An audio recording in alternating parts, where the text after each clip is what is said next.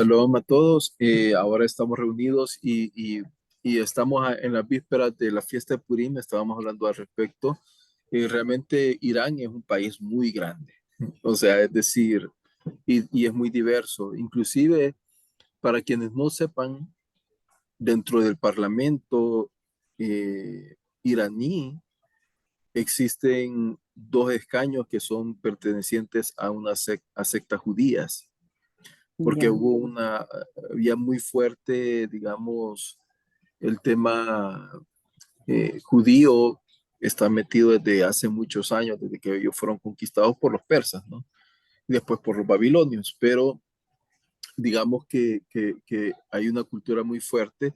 Claro, lo que pasa es que Persia hasta 1970 era un país bastante moderno, era parecido a Turquía, digamos, ¿verdad? Lo que pasa es que después de los 70 entraron los ayatolas y ellos realmente impusieron la ley Sharia y llevaban una idea diferente de lo que era el Islam, pero realmente mientras estaba el visir de Irán, que es como un rey, digamos, ese país era muy próspero económicamente, era muy diversidad cultural muy fuerte, pero los religiosos musulmanes, chiitas, porque hay chiitas y sunitas, ¿no? eh, Ellos decidieron decir, ah, bueno, nosotros somos persas, pero somos persas musulmanes.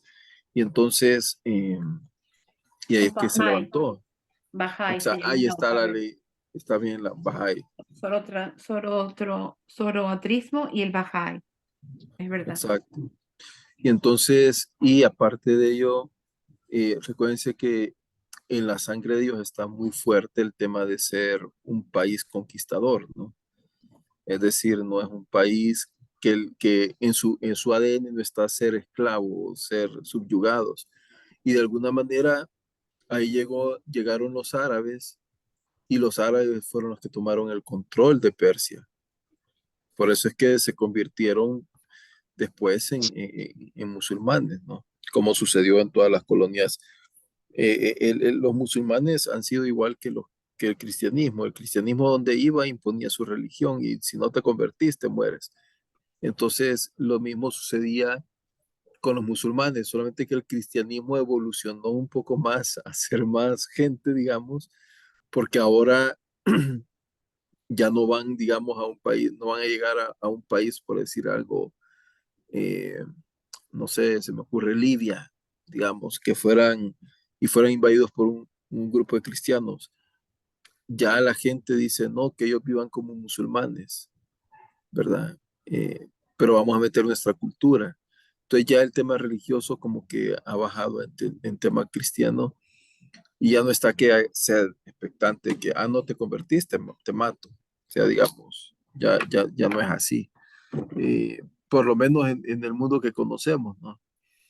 Pero definitivamente sí, es una historia muy difícil la de esta gente.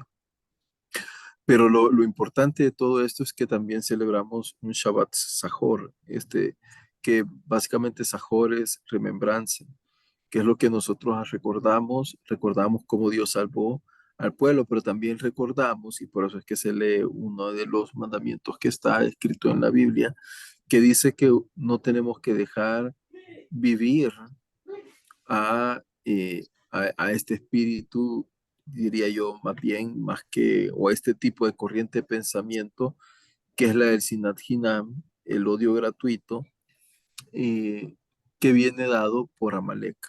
¿Ya? Ya.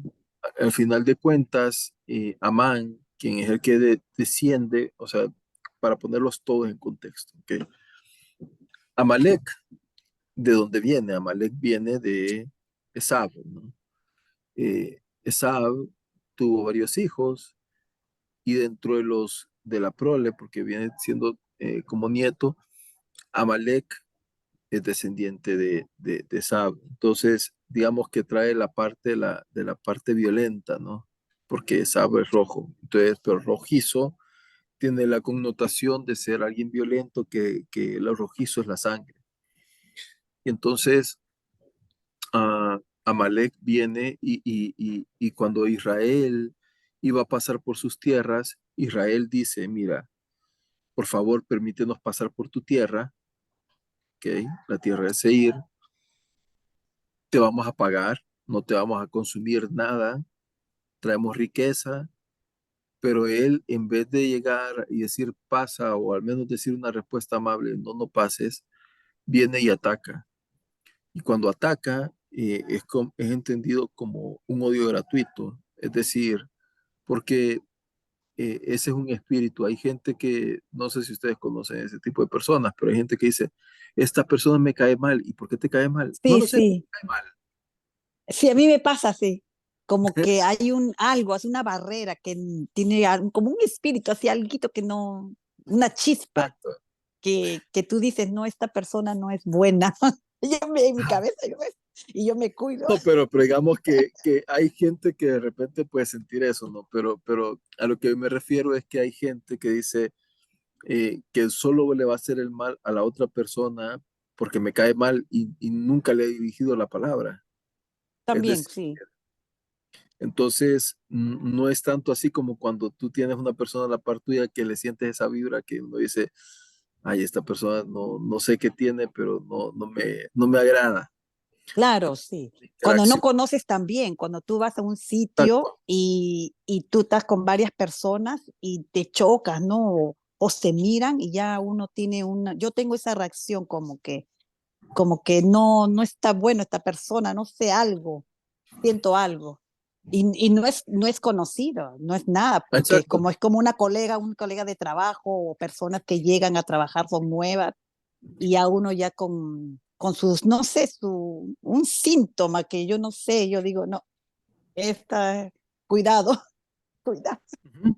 No, y eso es así, o sea, es decir, Eso es pero verdad, eso es hay verdad. personas que de repente, voy a poner un ejemplo de Sinat Kinam, el racismo.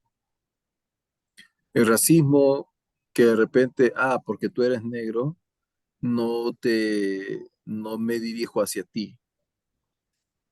¿Qué razón hay en eso? O sea, es decir, no tienes por qué ser denigrante con la otra persona solo por su color de piel, No, eso no. ¿ya? Y ahora es increíble ver que en Sudáfrica ahora el racismo es contrario. O sea, África es para los africanos, fuera todo aquel que es diferente a ser eh, una persona de color. Y entonces han empezado a levantarse varios barrios donde sencillamente por ser blanco, ahora los negritos están comportándose como te expulso de esta tierra porque Eres blanco. sencillamente eres blanco. Ese es Sinatkínam. Otro Sinatkínam es esa idea descabellada, por ejemplo, de Como Bob que Marley también. Bob Marley fue cuando era sí, niño, tenía bowling porque era más blanquito que todos sus amigos. Dice que él tenía discriminación desde niño de la escuela. exacto. Sí, no, también lo que sucede en Israel ahora, es decir, jamás, jamás es un odio sin sentido, porque Israel no está provocando una guerra, le da trabajo a su gente, les dio tierras, ya no les entregó un desierto, valga la redundancia, les entregó ciudades construidas con infraestructura, con carreteras, Le es dio decir, todo. y a pesar de, les regala la luz, la electricidad del agua, los servicios básicos, y aún así viene la gente y por placer, sencillamente, secuestran a estas niñas, a estos jóvenes, a estos ancianos, eh, y sencillamente por el hecho de generarle placer, hacer el mal al prójimo. Entonces, eso es el Sinat Hinam. Entonces, Amalek lo que representa es ese espíritu. Y la gente se tiende a confundir. Bueno, porque Netanyahu lo dijo, ¿no? Hay que destruir a Amalek. Y la gente dijo, Amalek entonces son los palestinos. No es un Mm, tema físico, no es mm. un tema de raza, no es un tema de especie, diría yo, es una manera de pensamiento. Eh, y de verdad que no crean, eso también va contra los animales, va contra los árboles. Por ejemplo, digamos, ustedes saben de que hay ciertas zonas en África, en Nigeria específicamente, donde empezaron a sembrar muchos árboles los cristianos, pero una cantidad bárbara de árboles para detener el crecimiento del desierto hacia las zonas que son productivas. Y vino esta gente de Boko Haram y lo que hicieron fue agarrar los árboles y empezarlos a desplantar, literalmente. ¿Por qué? Porque estamos variando lo que Alá nos dio. Y entonces, y lo que nos dio Alá fue un desierto. Empiezan a quitar todo un montón de árboles que servían de barrera natural. Y entonces ahora están teniendo problemas de agua. O sea, y uno Mm, dice, pero es que son cosas sin sentido. O de repente, hay otro ejemplo también, cuando Israel entregó en Gaza ciertas tierras en el 2004, por orden de los Clinton, vienen y entregan una de las zonas más productivas de tulipanes de todo el mundo, que vendían en Europa más de 220 millones de dólares al año. ¿Y saben lo que hicieron con todos esos invernaderos? Sencillamente hoy me los entregaron, al día siguiente vinieron y destruyeron todos esos invernaderos. O sea, es decir, uno dice, hey, destruiste 224 millones de dólares que tenías que trabajar y que pudiste darle trabajo a tu gente, lo destruiste, te iba a generar divisa, te iba a generar riqueza, pero tu mentalidad vino y lo destruyó. Y al día siguiente, lo que hicieron después de haber destruido todos los invernaderos de tulipanes, empezaron a poner ahí unos globitos y eran los lanzaderos de unos globitos que empezaron a quemar los campos de cosecha de Israel. Entonces, cuando uno ve eso, dice, es un odio sin sentido, es un odio gratuito. Eh, ¿Cuál es la razón? El deseo de odiar, el deseo de destruir, el deseo de matar. Y hay gente que inclusive hace eso con los animalitos, va en la carretera, ve un mm, perro y lo atropella solo por el deseo y placer de atropellarlo. Y uno dice, no. no, y créanme lo que existe ese tipo de gente. Entonces, definitivamente, cuando Netanyahu dijo, "Hey, hay que destruir a esta gente", era al espíritu de Amalek específicamente. Tanto así que lo vetaron en el juicio de esa porción, la vetaron en la Haya. Pero bueno, al final lo que sucede es que no es a una persona, es ese tipo de actitud, ese tipo de mentalidad, eso es lo que tenemos que combatir. Es como el bullying, digamos, el bullying ¿qué es? Sencillamente yo agarro a alguien, lo trato de destruir por el placer de destruirlo, quiero configurar su psique y lo quiero destruir sencillamente porque me causa placer, ¿ya? Entonces, contra eso hay que luchar. Y esa es como, digamos, la historia. Entonces viene y Dios dice, no vas a tener misericordia de esto, de esta raza, digamos, si se quiere llamar de alguna manera, de este pueblo, no vas a tener misericordia. ¿Por qué? Porque Dios ordenó acabarlos. Y entonces, y por lo que te hicieron en el desierto, le dice Israel, los vas a destruir. Sin embargo, viene la gente y mucha gente se cree más inteligente que Dios, más humanista, más progre que Dios. Y bueno, en la época del rey David, estaba el rey Shaul, y entonces ya Josué había hecho un de tratar de destruir a los amalequitas, pero eh, se levanta este rey Saúl y lo que hace es que de repente ve que había atrapado a un rey, pero lo que tenía en el botín era muy valioso, en su, era apreciado, le dio lástima a los hijos, le dio lástima a las mujeres y solo mata a los hombres. Y entonces viene Shmuel y le dice, hey, ¿que acaso a Dios no le agrada más la obediencia? Le dice, que los sacrificios. Y entonces el rey dijo, no, mira, es que he traído todo lo mejor y he dejado vivo a no sé quién. Y dice el Midrash que en esa noche este rey logró procrear un hijo. Y de esa línea sucesiva, ¿ok? Fue Benjamín, de la tribu de Benjamín, el rey Saúl, eh, y este rey Amalequita lo atraviesan, lo matan, pero queda vivo.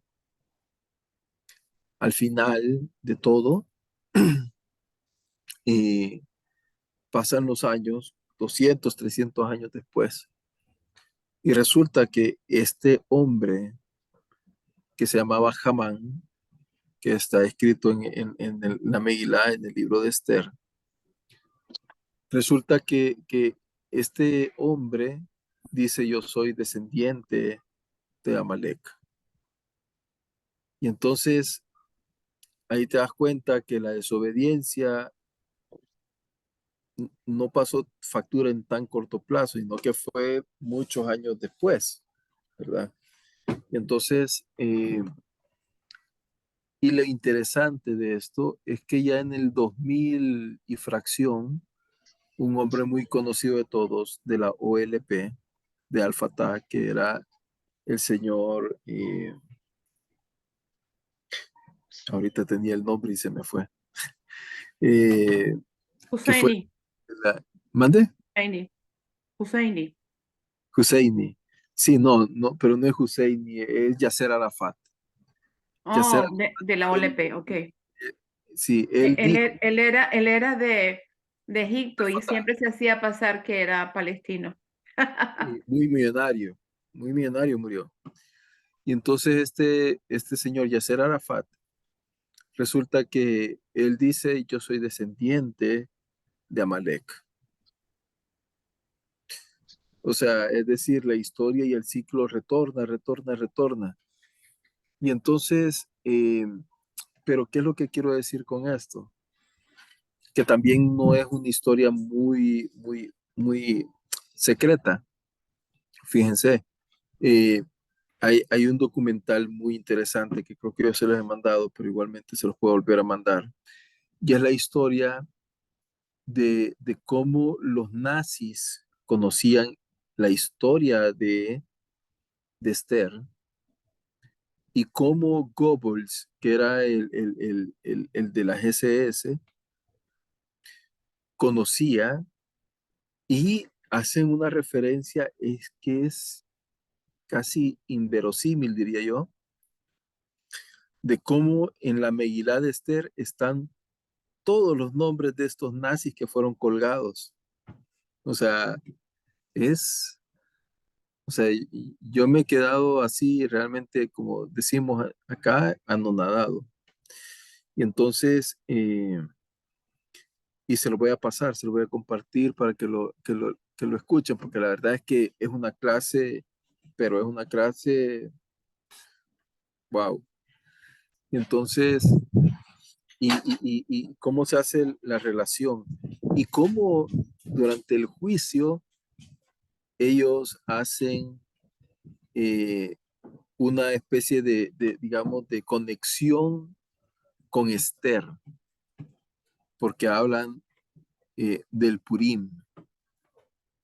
Entonces uno dice, ¿cómo es posible que esto esté sucediendo? Ajá. Entonces, definitivamente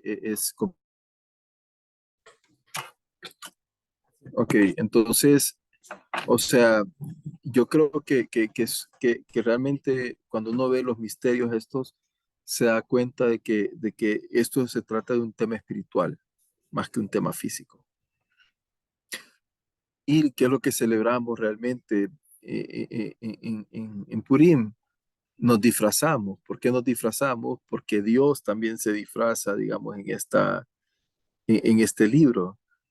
No aparece Dios explícitamente de frente en la Megilá, sino que es como un Dios escondido. Pero aquí es donde viene también algo interesante, que la palabra olam en hebreo viene de las mismas raíces de, de algo que se oculta, ¿ok? Entonces Dios en el mundo está oculto. ¿Por qué está oculto? Porque Dios es espíritu, Dios no es materia, ¿ok? O sea, él está presente, claro, en la materia, si lo queremos ver. O sea, yo cuando veo este pedazo de madera que tengo aquí atrás, o un cristal o lo que sea, yo sé que ahí está el sello de Dios, porque Él lo creó. Nosotros lo hemos transformado, pero Él lo creó. Y entonces, pero Dios está oculto en este mundo. Por eso es que hay necesidad de buscarlo. Por eso es que dice, buscadme y viviréis. ¿Por qué? Porque, porque Dios no se nos aparece de una manera así súper clara y decir, hey, aquí estoy, miren, me ven. No, Dios empieza a aparecer de maneras que nosotros no podemos a veces imaginar ni entender. Entonces es ahí que realmente podemos empezar a comprender eh, cómo funciona Dios en el mundo. Por eso es que hay mucha gente que dice, ah, es que Dios no existe, Dios no está acá. No, lo que pasa es que no lo has buscado, no lo has encontrado, no lo has hallado. Entonces, pero digamos que eso es básicamente, al final de cuentas, ¿qué es lo que termina sucediendo? Que todo lo que aparentemente era para mal, terminó siendo para bien. Eh, Jerjes o Artajerjes, eh, este rey era un hombre malvado, de lo más malo que podía ser.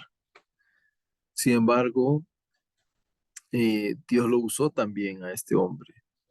Y ahí es donde yo aprendí algo bien interesante. No necesariamente eh, Dios quiere que nosotros seamos más que sus siervos, que seamos sus hijos, porque el siervo puede ser cualquier persona para lo que Dios pueda utilizar, ¿no? Pero el hijo son pocos. Entonces, eh, eh, y digamos que se convocó a un ayuno. De hecho, le voy a mandar una invitación para que el día domingo, creo que es a las 8 de la noche en Israel o 7 de la noche en Israel, están promoviendo que todos como nación nos unamos, como nación judía, que nos unamos y que pidamos por el retorno de todos los secuestrados, ¿no? Que lleguen a sus casas con bien. Y entonces ella dice, ¿saben qué? Vamos a hacer un ayuno. Y entonces, y de repente uno se pregunta, bueno, ¿para qué entonces el ayuno? Eh, pues la verdad que el fin del ayuno no es hacer dieta, no es estar demacrado, nada que ver de eso, sino que el fin del ayuno es algo bien sencillo. Es debilitar nuestro cuerpo de manera consciente, porque al debilitar nuestro cuerpo, nuestra alma se eleva, ¿ya? Y este es como un principio interesante que no por eso tiene que existir, que todo el tiempo tiene que uno estar sufriendo. De hecho, los rabinos están muy en contra y el judaísmo en términos generales, de hacer ayunos prolongados. Nosotros solo tenemos ayuno para Yom Kippur. Básicamente, digamos que es como el más mandatorio, pero realmente ni siquiera eso dice la Torá. La Torá lo que dice, aflige tu alma. Pero para poder afligir el alma es como que cuando estoy débil, que siento que no tengo la energía para salir a correr, a jugar, a trabajar, porque mi cuerpo está débil. Entonces me da espacio para que mi alma empiece a pensar, empiece a crecer. Y entonces de ahí es que se hace un medio ayuno para la festividad y luego se celebra y toda la gente se viste digamos, con disfraces, pero tampoco es el Halloween judío, ¿verdad? porque Halloween tiene otra connotación. Entonces, pero todos se disfrazan, se suele comer lo que son las orejitas de Amán, ¿verdad? Aquí no tengo orejitas de Amán, pero digamos que no creo que sea muy difícil de cocinar. Pero lo que voy a hacer es que voy a comprar unas orejitas, porque aquí tenemos un pan que se llama orejitas. Entonces nos vamos a comer esas orejitas. Eh, y vamos a repartir los niños dulces y cosas así. Se visten en el sentido de que nos estamos disfrazando también para que no nos vea el malvado Amán.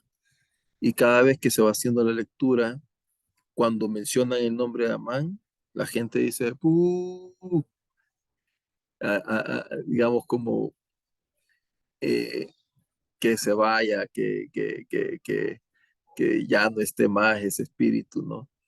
Entonces, eh, y luego otra parte interesante que Mordejai y Esther, ellas no eran de la tribu de Judá, sino que ellos vinieron a acabar algo realmente que quien lo había comenzado era alguien de su misma tribu. Shaul era de Benjamín, ellos son de Benjamín, ellos acaban con Amalek en términos físicos porque Amán era el último descendiente de Amalek en esta tierra y ellos lo acaban. Pero el espíritu de Amalek está siempre ahí. Tanto así que cada cierto tiempo retorna, ¿no? De repente pasan 50, 100 años y no pasa nada y de repente aparece una amalequita con la mente amalequita. Entonces, luego el rey se da cuenta que iban a matar a su reina, ¿verdad? Sin decirle claramente, y esa es la inteligencia de esta mujer. Esta mujer eh, esperó a que sacara el decreto Amán para ir a hablar con el rey, que era arriesgado. Por eso es que ella dijo, miren, pídanle al Eterno, hagan ayuno para que yo me pueda acercar al rey y que cuando me acerque haya gracia ante los ojos de este hombre, porque si me acerco de acuerdo a las leyes me van a cortar la cabeza. Y claro, para el rey era como una esposa más, porque el tipo tenía un harem.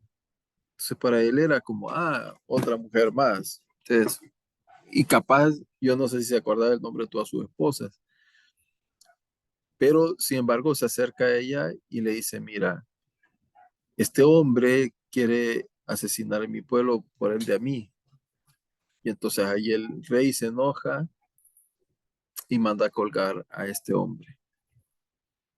Y al final de cuentas todo termina para bien, lo que aparentemente era malo, terminó en una historia que era para bien. Entonces, y eso es lo que logramos entender con esta fiesta de Purim, ¿no? Que es una fiesta realmente donde celebramos la salvación de Dios. Inclusive que Dios no aparezca de frente, ¿verdad? Y, y es muy bonita. Eh, Creo que ustedes lo van a celebrar en Montreal el día domingo y yo voy a estar conectado por Zoom, básicamente, y va a estar abierta la invitación para que se quiera conectar. Y básicamente vamos a leer la Megilá. Eso es básicamente lo que se va a hacer. Así que va a estar muy bonito. Ok, ahora la porción de esta semana es Vayikra. Vayikra viene en honor, digamos, al libro que es el mismo nombre, ¿no? Eh, que básicamente en la tradición cristiana, pues se llama Levíticos. ¿Por qué le pusieron Levíticos? Porque habla mucho de los levitas, ¿no? Pues realmente no, los nombres en hebreo son muy diferentes a la Biblia cristiana. Entonces, ¿y de qué se trata todo esto? Bueno, miren, empezamos con Levítico 1 Y es interesante que Shemot, perdón, terminó, cuando terminamos de leer Shemot la semana pasada, Dios se oculta en una nube. Y eso es lo bonito que se compara con Purim, ¿no? Dios oculta. Pero en la nube, Dios, de la parte oculta, Dios llama a Moshe. Y por eso es que viene con el nombre Vayikra.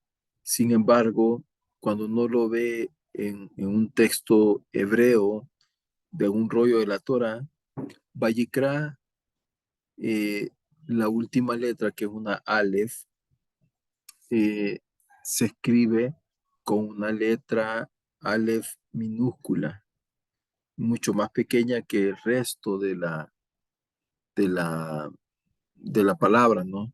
Entonces, ¿por qué? Porque de acuerdo a la interpretación digamos, de los rabinos, es que dicen, no, mira, lo que pasa es que esto se debe básicamente eh, a una razón, a que Dios permitió que se pusiera como, a ver, como una especie como que no fue, porque Vallicra es como llamar de manera íntima, ¿ok?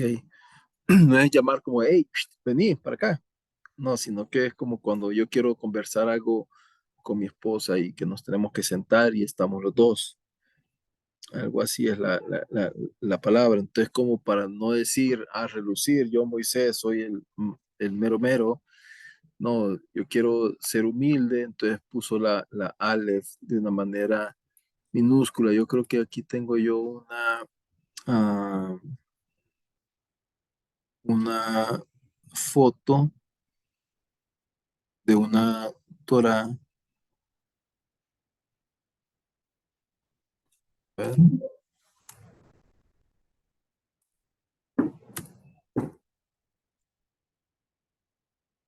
ok, aquí está. O sea, la palabra Kra, esta es pequeña. Aquí debería ser como de este tamaño. No sé si me voy a entender, ¿verdad? Debería ser como una Aleph grande, pero se escribe con una letra pequeña. Entonces, acá voy a leer eh, lo que dice Rashi. Rashi dice que la palabra Vayikra es una expresión de afecto. Hashem no solo habló con Moshe, sino que lo hizo con él un contacto directo e íntimo. No fue así la forma en que Hashem les habló a los profetas no judíos, en donde el verbo usado para describir la comunicación es Baikar.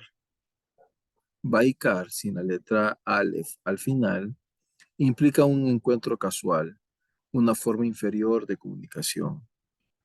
La palabra Vayikra, que se encuentra al comienzo de esta parasha, se encuentra escrita con la Aleph en un tamaño más pequeño. El Baal Haturim explica que Moshe lo escribió así debido a su humildad, porque él quería minimizar la manifestación pública de aprecio de Hashem por el que manifestaba la palabra Vayikra. Empequeñecer la Aleph no cambia el significado de la palabra, pero a primera vista la palabra pareciera connotar la relación inferior que implica Baikar sin Aleph. La esencia de humildad es reconocer que todas tus fortalezas, tu estudio de Torah, tus bendiciones, incluso tus esfuerzos, son todos regalos de Hashem.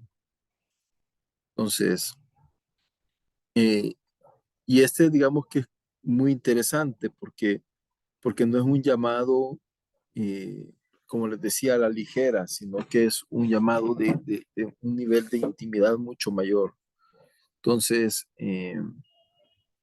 y así es como empieza nuestra porción. Nuestra porción empieza de esa manera y básicamente, ¿qué es lo que vamos descubriendo en esta porción? La verdad que la lectura, créame lo que yo pasé como 3 4 años tratando de comprenderla un poco porque decía, híjole, qué pesada es esta lectura.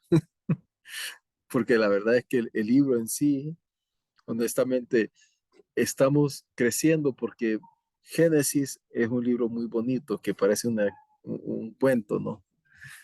Llegamos a Shemot y es interesante porque parece una historia de acción, ¿ok? Pero ya Vayikra, digamos, y Bamidbar en el desierto, son dos libros que se vuelven mucho más profundos y se vuelven como más monótonos y digamos que como que son más circulares y hasta cierto punto se vuelve, perdón, como pesada la lectura de estos dos libros. Y uno dice, ¿y por qué tanta letra? ¿Y qué esto tiene que ver con si lo que está escribiendo es básicamente un tema de sacrificios de animales? Eso es lo que está haciendo y cómo se tenían que hacer los procedimientos, qué tipos de sacrificios eran.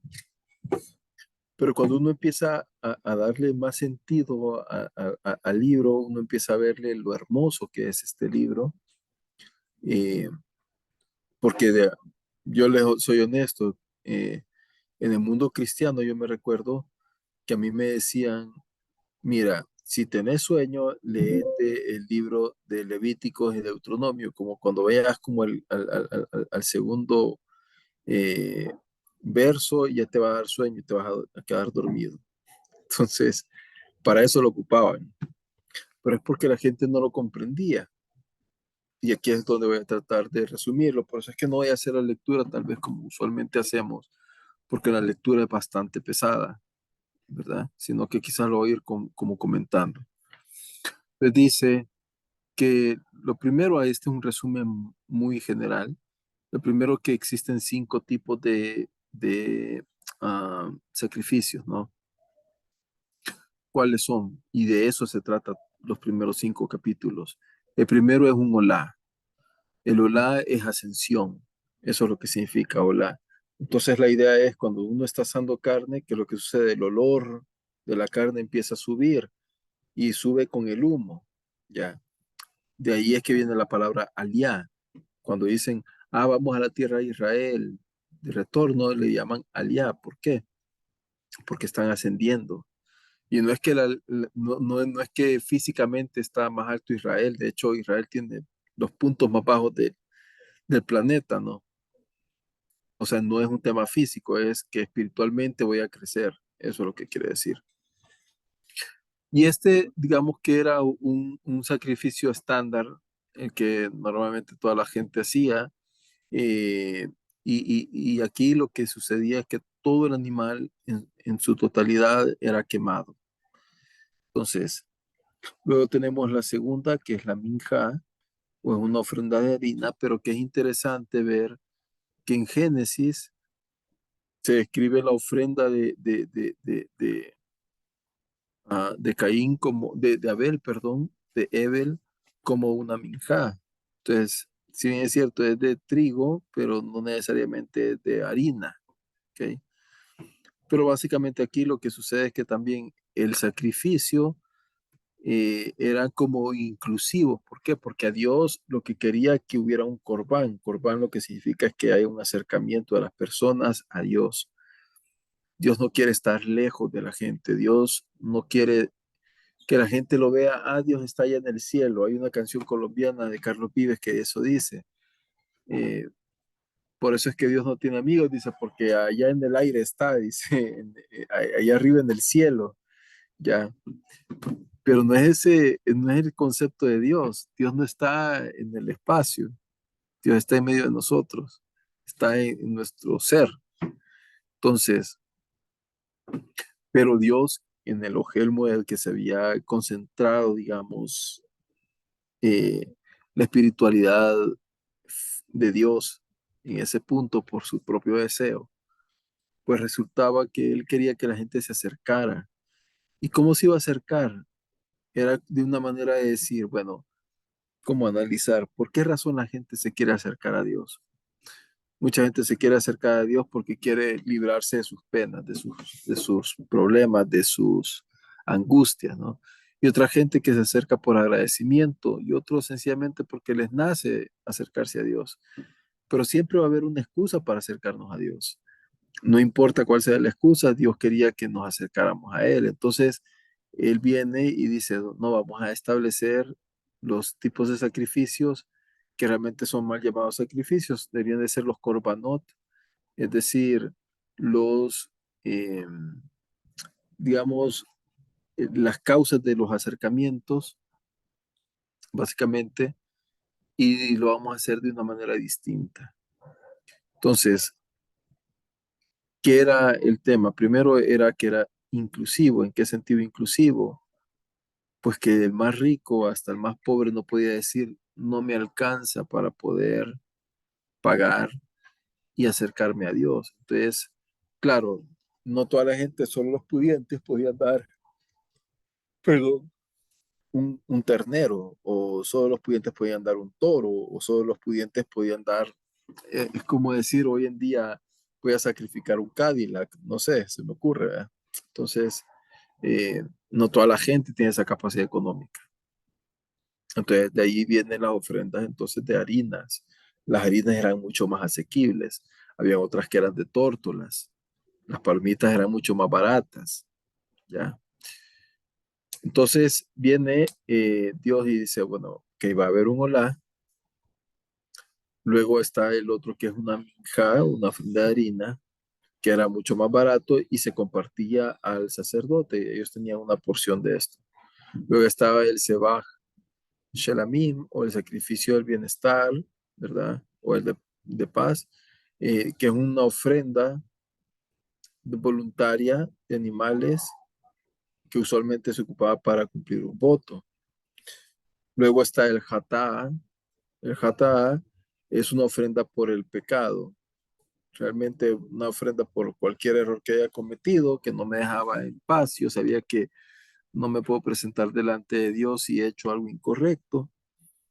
Tenía que expiarme, tenía que ocultar lo que había hecho. Eh, entonces, de ahí es que sale esto. Y el último es el asham. El asham es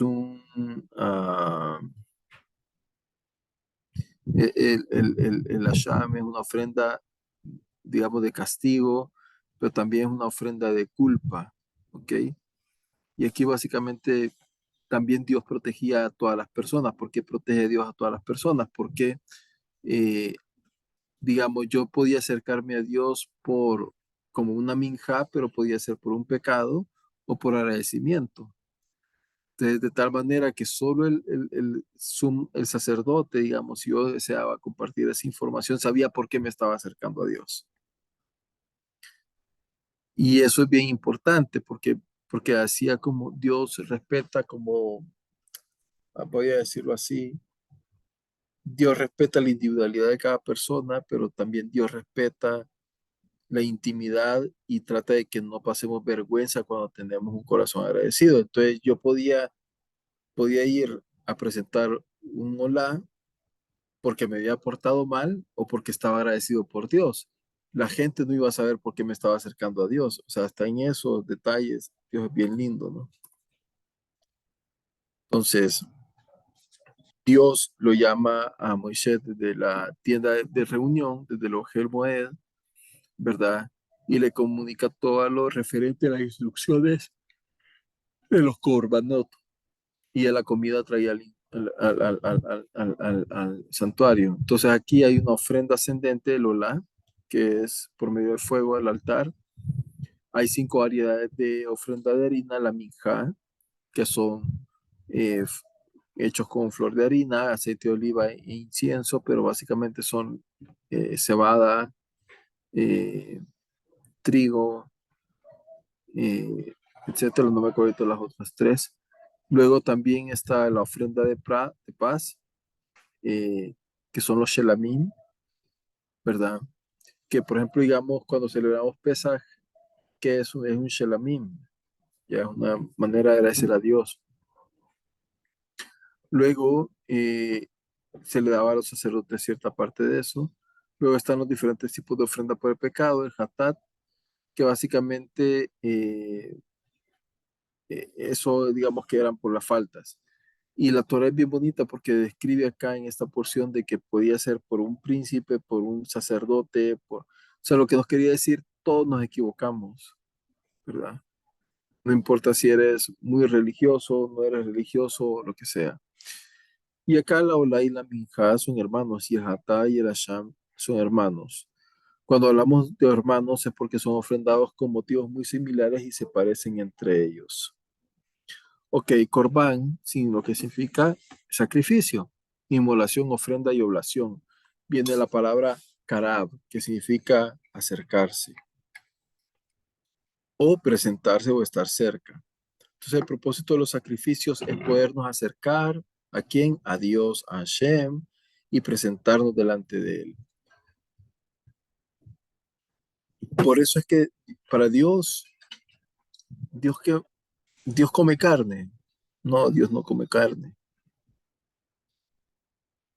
Pero digamos que lo que aquí se está haciendo básicamente es pasando simbólicamente todos nuestros problemas a un animalito inocente para decir, Dios, cuando yo ponga las manos aquí, ¿verdad? Es decir, como, digamos, si esta botella fuera el animalito, pongo mis manos sobre él y es como decir, yo debería estar en el lugar de este animalito, ¿ok? Y ese es como el tema. Y segundo, porque bien claro la instrucción que Dios dio en el libro de Shemot, es que nadie se va a presentar delante de Dios con las manos vacías. ¿Por qué? Porque Dios nos ha dado cosas. Entonces, una manera de agradecerle a Dios es presentando de lo que Él nos ha dado. Entonces, seguimos con esto. La ofrenda de ascensión, que es interesante, voluntaria, y puede ser ofrecida por hombre o por mujer, por israelita o por gentil. Las ofrendas de ascensión, como las oblaciones, son llamados korbanot, plural de corbán, y sirven para acercarse a Hashem. Este texto enseña que el que entrega una ofrenda voluntaria está obligado a llevar la ofrenda él mismo, no es el sacerdote, él mismo al entrar a la tienda de la cita o a la tienda de reunión. La palabra hebrea que ha sido traducida como holocausto u ofrenda de ascensión es olá. La raíz de olá es la que significa subir, ascender, escalar, remontar, levantarse, alzar, brotar, surgir, engrandecerse, aumentar. Todos estos nombres básicamente lo que hacen es que cuando yo estoy consciente de que me voy a acercar a Dios porque por dar gracias o porque he cometido alguna equivocación, yo estoy elevando mi alma. Eso es básicamente. Y aquí dice, y un olé es uno que quiere ser aliá. ¿Se acuerdan la palabra olé, verdad? Cuando están con los toros. Entonces, o uno que mira para Israel. Ambos son llamados olé, del plural olim. Entonces, la idea es que se eleva a la persona junto con el sacrificio, ¿verdad? Eh, y aquí básicamente, acá también es lo que decía, el minjá no solamente es una ofrenda eh, física, ¿no? De harina, sino que también es una ofrenda de carne. Por ejemplo, dice, y aconteció que al cabo de algunos días Caín trajo del fruto de la tierra una ofrenda al Eterno, es decir, frutos. Y aquí Abel también trajo los primogénitos de su oveja y a la grosura de ellos, y se volvió al Eterno hacia Abel y hacia su ofrenda. Dice, y aquí la palabra que dice de la ofrenda es minjató, y no es vegetal, es un animal, ¿no? Okay. Luego, eh, también minja es para ofrenda sin sangre, pero también puede ser una ofrenda con sangre, ¿verdad? O sea, definitivamente. Pero la diferencia entre minja y olá es que usualmente la minja se da más a los productos del campo, ¿verdad? Y que son las primeras ofrendas mencionadas en la Torá. Y además de eso, la olá se quema todo. Luego vemos que la primera vez que alguien ofrendó una olá, en sentido plural, fue Noah, Noé. Después de eso dice que quema, ¿no? Ahora, aquí hay tres tipos de clase de olá que que se presentan. Uno es ganado mayor, otro es de rebaño y otro es de las aves. Y luego lo otro es que dice lo siguiente, ¿no? Eh, el valor de la ola dice que va de lo más caro a lo más barato, ¿verdad? Pero lo interesante de esto para mí es el 1.4. Dice, y pondrá su mano sobre la cabeza de la ofrenda de ascensión y le será aceptado para hacer expiación por él. Realmente la primera palabra es que es expiación. ¿Ok? Expiación es cubrir. ¿Ok? Voy a poner un ejemplo. Digamos, si mi dedo estuviera pecaminoso, ¿ok? Cuando yo hago esto y me lo cubro con algo, eso se llama expiar. ¿Ok? Usted ya no me ve el dedo está ahí, pero está detrás de esta férula, ¿no? Entonces, y ahí es cuando dice el profeta Isaías, que dice que Dios va a agarrar nuestras maldades, nuestros errores, nuestros pecados. ¿Y qué dice él? Que los va a agarrar. ¿Y dónde los va a tirar?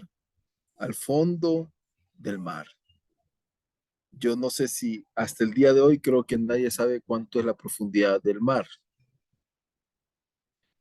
pero algunos hablan de 5.000, otros de 7.000 kilómetros, para que tengamos una idea. Imagínense, todos sus errores se van a ese punto.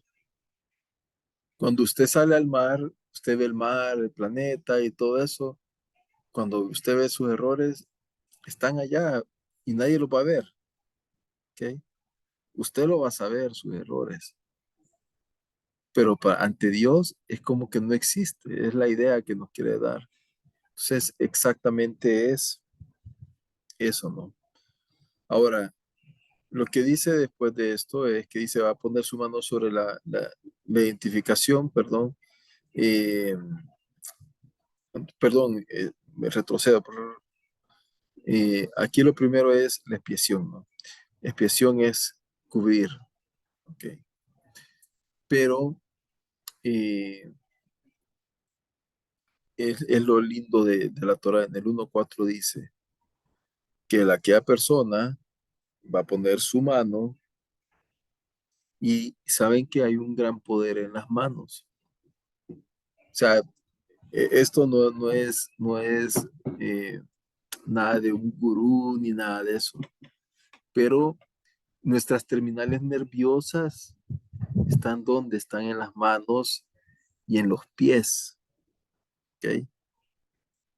Entonces, toda nuestra energía pasa o por los pies o pasa por las manos. Y es interesante ver que en la Biblia habla de que los hombres tenemos que cuidar dónde van nuestros pies. ¿Por qué? Porque ahí vamos dejando energías. Y la otra parte que vemos es en las manos. En las manos hay, digamos, usted, yo no sé si alguna vez le ha pasado, pero lo voy a poner bien, bien simple. ¿Con qué curan los doctores? Con los pies, no, con las manos. ¿Ok? ¿Por qué? Porque si bien es cierto está el conocimiento del médico, pero mucho digamos, de lo que Dios hace a través de esas personas lo hacen a través de las manos y eso no es pura casualidad.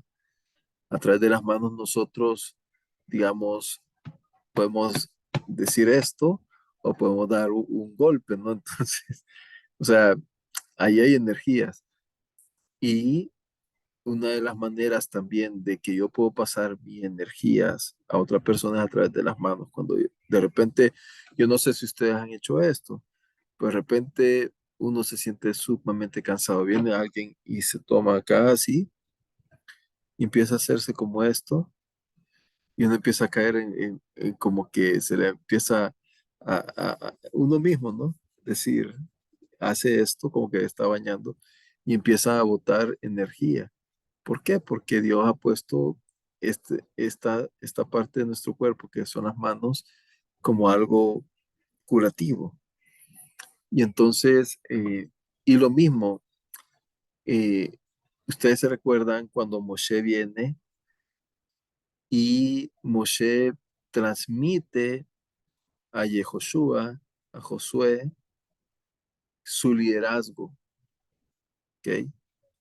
Lo mismo vemos cuando, cuando hace exactamente lo mismo antes de Eliseo, le pide a Elías, Señor mío, y el fuego de caballos, ponme tus manos, o sea, quiero recibir una porción tuya.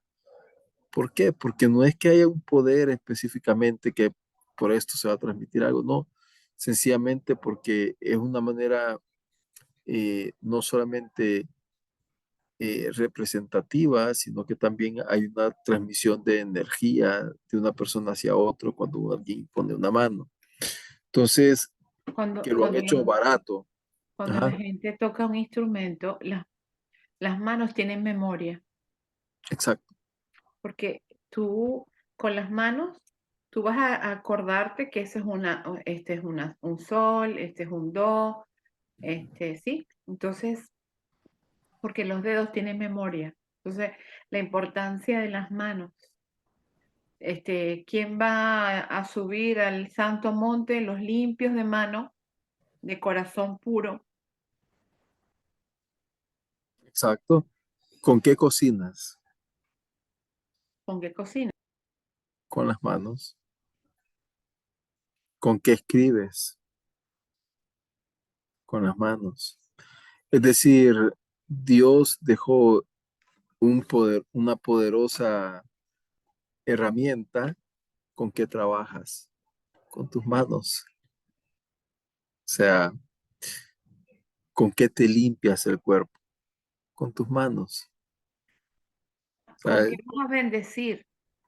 Uno sí, bendice también. Claro, tú bendices con la boca, pero también bendices con tu mano. exacto. Cuando, cuando uno viene y cubre a sus hijos con el talit, ¿no? ¿Con qué los cubres? Con tus manos. Entonces, hay un gran poder en este órgano que nos ha dado Dios. Por eso es que es bien importante también que no cualquiera venga y te dé las manos, porque ahí uno puede agarrar ese tipo de energías que otra persona puede andar, así como alguien te puede hacer así, alguien te puede lastimar, ¿no? Entonces, y dice que pondrá su mano, entonces, su energía sobre la cabeza de la ofrenda de ascensión. Va a poner sobre la cabeza la ofrenda de ascensión y le será aceptado para hacer expiación por él.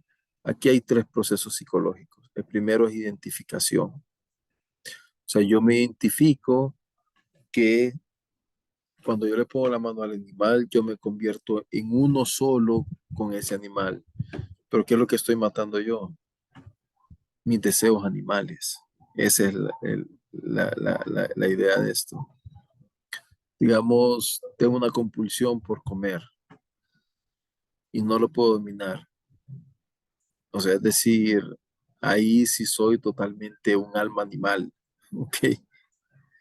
Porque es como, pongámosle a un perrito o a cualquier animal, inclusive ellos tienen un momento que dicen, ya me llené, ya no sigo comiendo, pero digamos que como el cerdito, ¿no? El cerdito dicen que le puedes poner kilos y kilos de comida y no paras de comer, ¿ok? Entonces, es como controlar esa parte animal de uno mismo que no se puede controlar a sus deseos. Y entonces uno lo que hace es que se identifica con eso. Segundo, hay una transmisión, porque así como yo puedo transmitir energía, también puedo transmitir aquellas cosas que son negativas de mí. Entonces se las pongo al animalito que es inocente. Y el reemplazo es que mm, me doy cuenta que el animalito, algo que yo debería haber pagado, él lo está pagando. Pero después se volvió un problema transaccional. De tanto hacerlo, la primera vez creo que quizás sintieron lástima por el pobre animal que estaban matando en mi nombre, ¿ok? Pero después de eso, creo que la gente dijo, oye, pero animal, ahora vamos a hacer mercadeo de esto. Entonces ahora miren, hey, palomitas 2 por 1 ahora, palomitas a 10 por 2, o sea, y eso es lo que Yeshua vio. Se desfiguró 2000 años después esto. ¿Por qué? Porque dice que Yeshua entró al templo y de repente vio que habían convertido la casa de Dios ¿en qué? En un mercado. Porque al final de cuentas era, no te preocupes, mira, 2 palomitas, es decir, 5 Aves María si quieres, y ya pasa esto. Ok, rezate el rosario y al asesinado no te preocupes por él, ya vas a estar absuelto. Y no se trata de eso, sino es de tener la conciencia de acercarnos a Dios, que por la razón correcta. Pero al final de cuentas que no exista una duda, ¿no? Ahora, la palabra hebrea para expiar es, o expiación, ¿cuál es? Es escapar, que lo que significa es cubrir. Eso es expiar. Ok, el olor al grato que dice que Dios recibe no Eso es lo viene del mismo que animal. capará. Sí, lo mismo que Capará. capará, así es. El olor grato que dice que sube a Dios, no es que a Dios le guste la carne asada, ¿no? Y que te va a pedir después tortillas. No, aquí el tema es que la parte de el dolor grato es que la persona llega a una convicción tal de decir, de sentir el dolor del pobre animal y decir, yo merezco esto, ¿ok? Dios, gracias por este animalito. Dios, eh, perdóname. Voy a volverlo a hacer. No sé si lo voy a volver a hacer. O decirle, gracias eterno, te traigo esto. Y ese se comía en la familia, ¿no? Entonces, por eso es que Dios vio con agrado la ofrenda de Abel y su ofrenda y más no la de Caín. ¿Ok? Es un corazón. Dios lo que ve es el corazón, la actitud con la que lo estoy haciendo.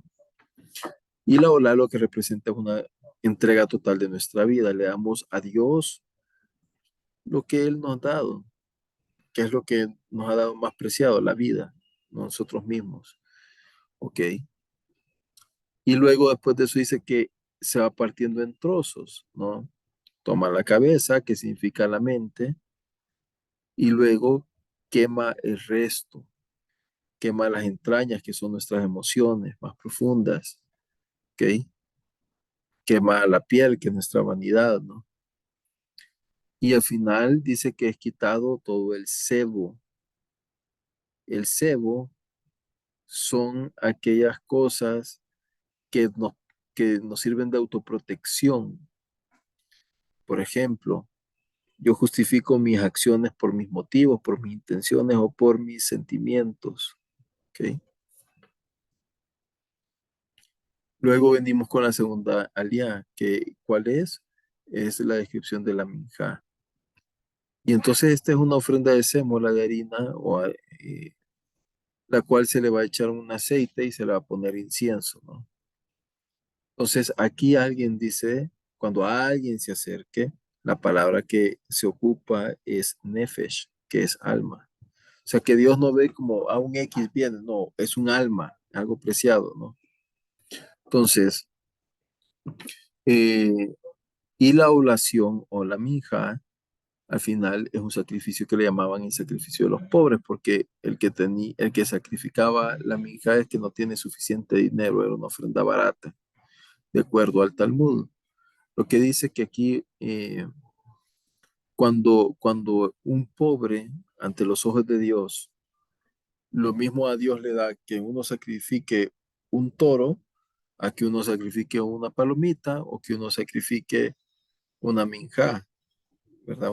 Una ofrenda vegetal, porque aquí se bota la idea de que la sangre es la que tiene poder, ¿no? No es la sangre, es la intención con la que yo me acerqué a Dios, ¿ok? Y segundo, es que para Dios no tiene más valor el hecho de que sea un cordero, que sea un toro, que sea, no, es mi actitud con la que yo me acerco y es el deseo de quererme acercar a Dios, que Dios ve mi alma y dice, "Ah, ok, ambas están perfectas". Por eso es que una ofrenda no fue mejor que la otra. Y ahí es donde vienen las definiciones cuando uno las saca de su contexto, que dicen, ah, no, la ofrenda de Ebel fue mejor porque él ofreció carne, ofreció un cordero, ¿ok? Y hubo derramamiento de sangre. Y entonces, como hubo derramamiento de sangre, Dios sanguinario, le gusta más la sangre. Y a Ebel como, y Caín lo que ofreció fueron frutas y hasta le ponen en el libro de historia bíblica que antes regalaban los testigos de Jehová, te ponen la ofrenda de Caín con con unas zanahorias marchitas, unas lechugas todas podridas, y entonces, y por eso es que la de Abel era mejor. La Torah no dice nada de eso. Saben que incluso la idea de presentar sacrificios de quién fue, de Caín, no fue de Abel. O sea, Abel llegó, perdón la expresión, de metido, voy a decirlo, ¿no? ¿Por qué? Porque quien quiso acercarse a Dios y mostrar su agradecimiento con el fruto de la tierra fue idea de Caín, ¿ya? Pero Dios dice que vio con más agrado la de Abel, que llegó reenganchado, que el sacrificio que había presentado Abel, que había presentado Caín. Caín, cada quien le presentó a Dios de lo que Dios le había dado. A Caín lo había hecho agricultor y a Abel lo había hecho granjero, ganadero, ¿no? Entonces cada quien presentó lo que tenía. Digamos, si Abel hubiera sido minero, que le hubiera presentado a Dios, rocas,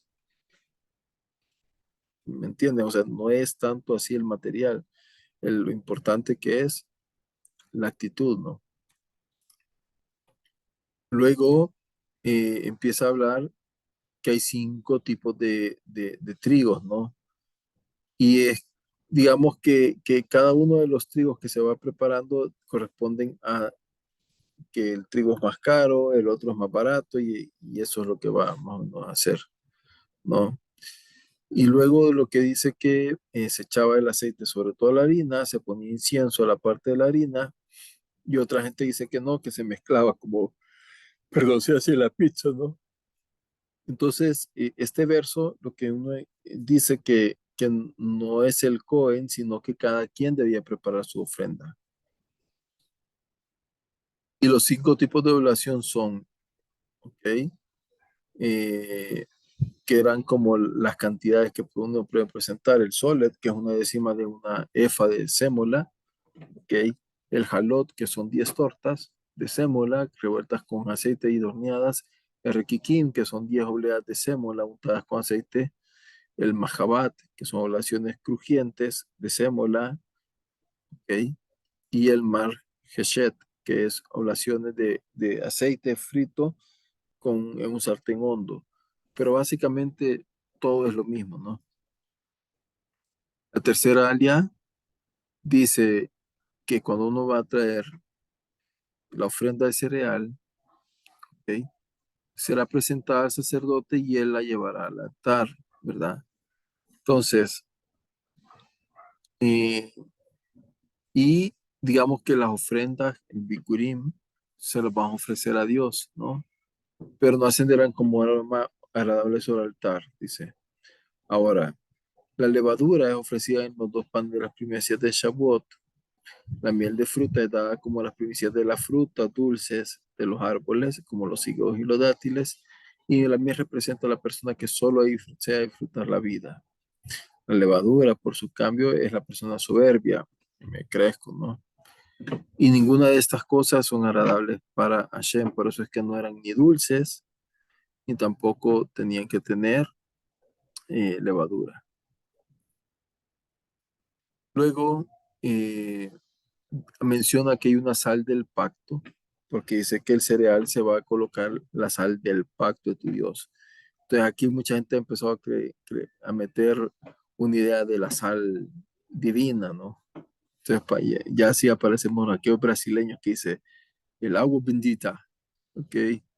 Y te voy a dar esto que viene de no sé dónde. Y empiezan a hablar y toda la gente empieza a comprar como locos todo lo que la gente le da, ¿no? Pero no, realmente lo que hace la sal, ¿qué es lo que tiene? Tiene la capacidad de preservar. Antes, bueno, yo todavía chiquito lo vi en El Salvador, no todas las casas tenían capacidad de refrigeración. Estoy hablando no hace mucho, porque tampoco estoy tan anciano. Entonces, eh, pero pongamos en los años 70, inicios de los 80, yo iba al campo con mi papá eh, y uno veía en el campo que la gente lo que hacía es que ponía a salar el pescado y a salar las carnes. Le llamaban carne oreada. Así le decían acá en El Salvador, no sé cómo le dirán en sus países. Eh, y el pescado seco le llamaban. Entonces le echaban sal. ¿Y qué es lo que permitía esto? De que la sal lo que hace es que conserva, se mantiene el tiempo. Entonces, una carne, digamos, si yo no le pongo sal, sino que la dejo colgada, digamos, como antes lo hacían, ¿no? En un tendedero, ¿qué es lo que sucede? A los dos, ni un día ha pasado cuando esa cuestión está llena de mosca y está empezando a sacar gusanos, ¿no? Y apesta. Pero la carne oreada, no, esa se conserva. ¿Por qué lo conserva realmente? Es el hielo, no es el hielo, no es el hielo, es la sal. ¿Ok? Ahora tenemos refrigeradoras y las refrigeradoras nos ayudan. Bueno, solo hay un país en el mundo que creo que lo hacen, que queda en Rusia, no me recuerdo el nombre de la ciudad, pero que dicen de que eso es mucho más helado que que el témpano de hielo en donde ustedes viven, ¿no? Que es tan helado que ahí no es una zona productora de hielo de combustible, que en esa parte de Rusia dicen que no apagan los vehículos toda la noche, están encendidos, porque si los apagan se congelan literalmente el combustible y el aceite. Y no solamente eso, sino que no necesitamos refrigeradoras, entonces todas las carnes de los alces y de todos los animales los ponen al sol, o sea, porque se conservan bien, ¿no? Acá no, aquí No, necesitamos la sal, como la carne seca. como la carne seca, así es. Entonces, lo que quiere decir acá, que es lo que le iba a poner, sal, iba a agregar sal, pero la sal del pacto de tu Dios no es que sea una sal especial, no, sencillamente lo que quiere simbolizar es que el, el pacto que Dios ha hecho con su pueblo es eterno, es duradero, que no se va a arruinar, esa es la idea. Entonces, por eso es que todas las ofrendas eran saladas antes de colocarlas en el fuego del altar. Según Rambán, las ofrendas de animales fueron saladas sobre la rampa del altar y las ofrendas de aves y oblaciones fueron saladas sobre el altar. La sal tiene un poder conservador y conserva el pacto y la paz. Ok. La cuarta aliada es que si la ofrenda es es un shalamín, es una ofrenda de paz, se va a ofrecer un ganado. Y esta era una manera en que como no existían refrigeradoras, era caro, el animal era realmente los animales se veían más que verse como hoy en día un asado, el animal era una máquina, como que yo dijera, me voy a comer un tractor hoy en día, ¿no? O sea, el tractor me sirve para trabajar y me voy a comer lo que me sirve para trabajar. Entonces, y el objetivo de esto era que nos sentáramos toda la familia, porque no se podía, no había condiciones de refrigeración más en el desierto. Entonces, este era voluntario, el sacrificio de paz, ¿ok? Y aquí se ofrecen animales machos, eh, y básicamente eso es. Ok, el Shalamín, y aquí es bonito esta interpretación que hace el doctor Kebler, ¿no? Kebler. Él dice lo siguiente, la Olá es como decir a Dios, toda mi vida es tuya, eterno. La Minjá dice, te sirvo toda mi vida, pero en Shalamín dice, tú eres mi alegría, porque es hecho para disfrutar en familia. Mi disfruto, quiero estar contigo, junto con mi familia, con mis amigos, pasar tiempo en tu presencia, alabándote y bendiciéndote. Entonces, Pesaj, ¿qué es? Es un Shalamín, porque se come en comunidad y se come todo, digamos. Ahora, la quinta aliá, es capítulo 4, dice, aquí lo que sucede es que hay un error, ¿ok? El hatá, la palabra, eh, y son aquellos errores involuntarios. Dios dice, no se va a hacer esto, yo no sabía que no se tenía que hacer y cometí el error, ese es hatá. Pero hay otro tipo de errores, ¿no? El asham es el otro, ¿no? Ok. Eh, pero es la premeditación. Entonces, aquí lo que está ocurriendo Dios es el hatá. Dios puede perdonar todo tipo de error, inclusive aquellos que hicieron cosas que a tal hora yo iba a esperar a que esta persona hablara para yo destruirla en público. O sea, ese es premeditado con alevosía y ventaja. Ah, pues hasta eso Dios puede perdonar, sí, pero eh, es como una manera de decirnos lo que Dios te está perdonando es otra cuestión. Ahora el otro es el Corbán, el Olé Beyored. Es una ofrenda que sube, porque esta es una ofrenda mecida. ¿Por qué era mecido? Porque hacían esto, ¿no?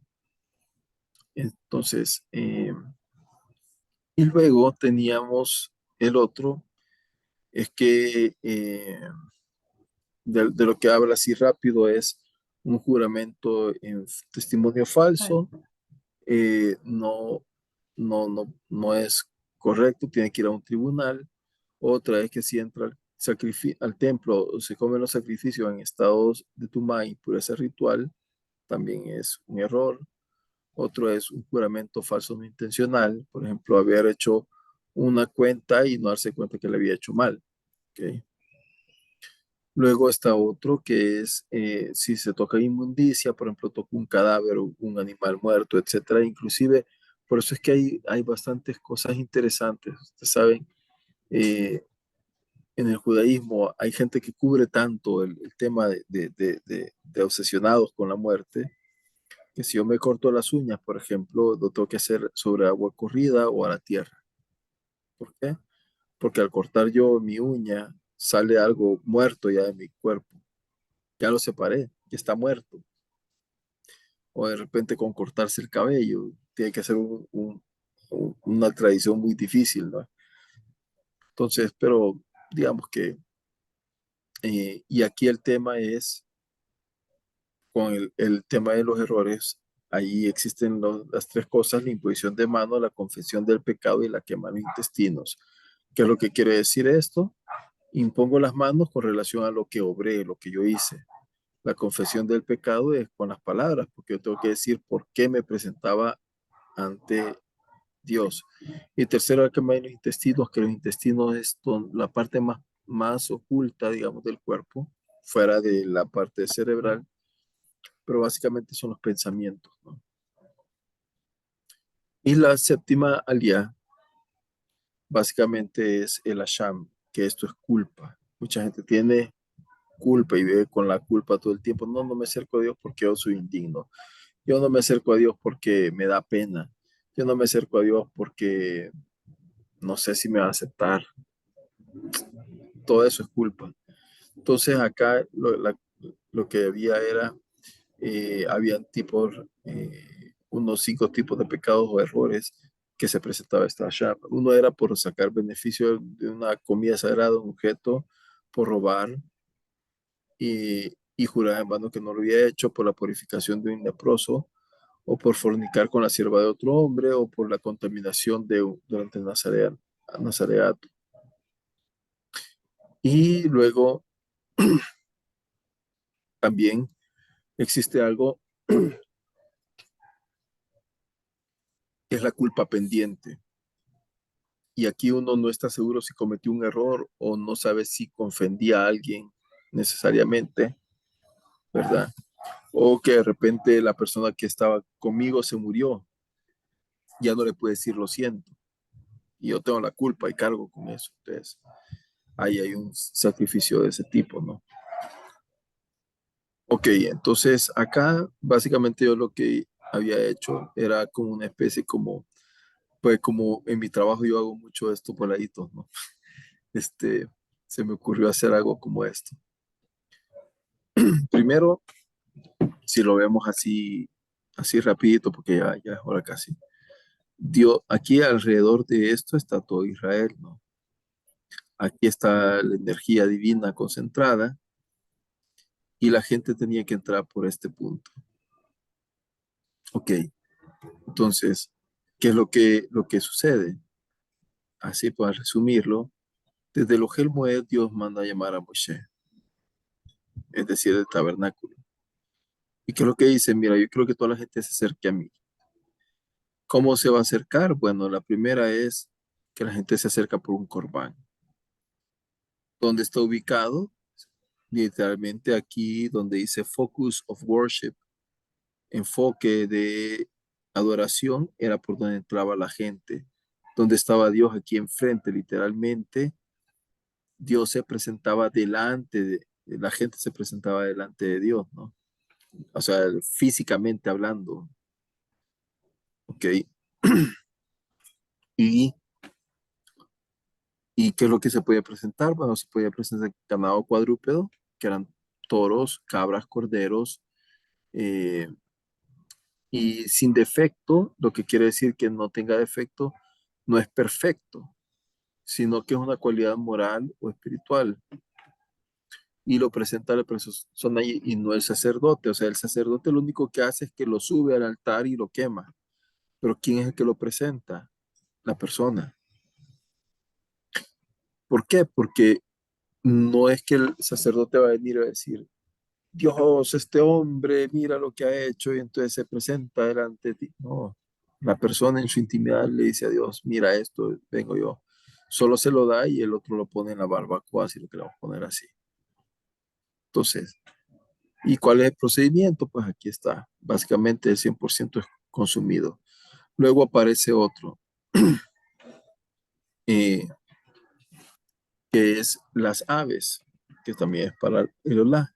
En el olá pueden ser tórtolas o palominos, puede ser una harina de trigo también, básicamente, o puede ser hecha en cazuela, como sea. Y básicamente se ofrece frente al altar, perdón. A esta animalita le quitan el buche, se consume totalmente. Luego el procedimiento de la harina, el alma presenta un sacrificio al oferente, derrama el aceite, pone el incienso, se lo lleva a los hijos de Aarón el excedente, básicamente eso es. Luego tenemos el Minjá Bikurim. Existe una intención, obviamente, siempre, donde está ubicado frente a Dios y una ofrenda vegetal, que son cebada nueva y verde, secada a fuego, molida y con cáscaras. ¿Ok? Eh, Luego tenemos el otro que es el Shalamim, que básicamente es el ganado mayor o menor, puede ser macho o hembra, y debe de entero el animal. ¿Ok? Y por último, perdón, tenemos dos. Uno es el Hatá, ¿ok? Que aquí sí son un poquito más caros, eh, con carne básicamente. Y por último está el Asham, que el Asham eh, dice, ¿cómo se llama? Se presentan con qué? Con animales, básicamente. Ok, ¿cómo nos reproducimos en los sacrificios? Una buena pregunta, ¿no? Uno es a través del incienso, la oración alabanza, que por el que sube, la ofrenda de la ascensión es el servicio que le hacemos a Dios, la minja es el trabajo del hombre porque es un producto de la tierra, básicamente, El sacrificio que se da a los animales, que lo que se presenta es la vida del animal, por lo tanto presento mi vida como tal. Ok, y yo creo que por aquí vamos quedando porque la verdad es que está largo, pero la verdad es que está, pero yo creo que por aquí hemos cubierto bastante en términos generales. Sí, Eh, muy y de ahí interesante. tenemos también la otra parte que es la primera es Shmuel, que básicamente es lo que les comentaba al inicio, que es cuando Dios dice, oye, Samuel, anda a ver qué es lo que está haciendo este hombre rey. Y se da cuenta pues que había perdonado todo lo mejor y entonces lo Samuel, destituye y pierden, ¿a quién? ¿verdad? ¿A Saúl? A Saúl, sí, a Saúl. Entonces, y eso es básicamente. Yo lo que veo es que, ¿te Sí, acuerdas que el rabino decía, ¿por qué hacen el sacrificio? O sea, ¿para qué es el sacrificio? Pero era la manera también em, pedagógica de Dios de enseñar, ujú, porque no es el animal que te va a quitar el pecado. exacto. Es por eso que en el cristianismo creen que entonces Jesús se convirtió en, en Es una el oveja. cordero, y ese es ¿En el qué? cordero Hay cordero, sí, que Sí, te va a quitar el pecado, el ¿no? pecado. El pecado te lo quita Dios a través de tu confesión. a través de ti. Ajá, exacto. Ujú, Pero, claro, ese es otro punto, pero siempre es como mostrar porque después que mataban a la carne o al cordero, a la vaquita, se lo comían. Se Dice que comían, pues, sí, sí, se comían, sí, sí. porque como tú decías, es costoso. Esa vida era muy valiosa de ese animal. Este, exacto. Y era le daban su parte al sacerdote, y el su sacerdote buena ponía parte al ahí en proteína. sacerdote. Buena parte. Sí. Exacto. No, y Era business ahí. definitivamente, sí. No, mira, es que lo que pasa es que para mí, yo me acuerdo de pequeño, yo tenía un verso del Nuevo Testamento, que sí le llamábamos en ese momento, que para mí era uno de los más favoritos, ¿no? Que decía, presentémonos pues confiadamente delante del trono de la gracia de Dios. ¿Ok? Y entonces, mi idea era muy distinta. Ahora que relaciono que Rab Shaul era un rabino y que él estaba hablando de la Torah, es lo que estaba diciendo, hey, presenta tu corbán, preséntate como un corbán, confiado delante de Dios, porque el que había cometido un error, fue más chiquito, menos grave o más grave, literalmente estaba delante de Dios y no salía un rayo que lo mataba, ¿no? No, el deseo de No, Dios era que cada quien se presentara delante como- de él, representado en esa tienda, pues, que no tuvieran temor de que iban a ser muertos por acercarse a Dios en ese sentido, Exacto. sino que la idea era como tener una interacción con el Eterno. Porque Por eso es que, ya no tenemos, ujú, perdón, no sí, tenemos ni templo, ni tenemos tampoco los animales para hacerlo, pero hay un sacrificio que es duro, que es tú, tú tu mismo. vida, tú tu mismo, tiempo, Mm, tu tiempo, tiempo. sacrificio, Los valores, valores. Mm, sí, de decir, me entrego a esto, voy a dejar esta vida, voy a dejar lo que hacía antes para volver a hacer. pasado. Es un sacrificio que la Sí, persona pues un deje de sacrificio. hacer eso y Dios lo ve como sacrificio. El corazón, la intención de tu corazón, Él es el quien la pesa, que es lo más exacto, bello. así es. Sí. Así que, bueno, Gracias, Mauricio. Gracias, Mauricio. Estaba eh, bonito. Vi bonito eh, explicada.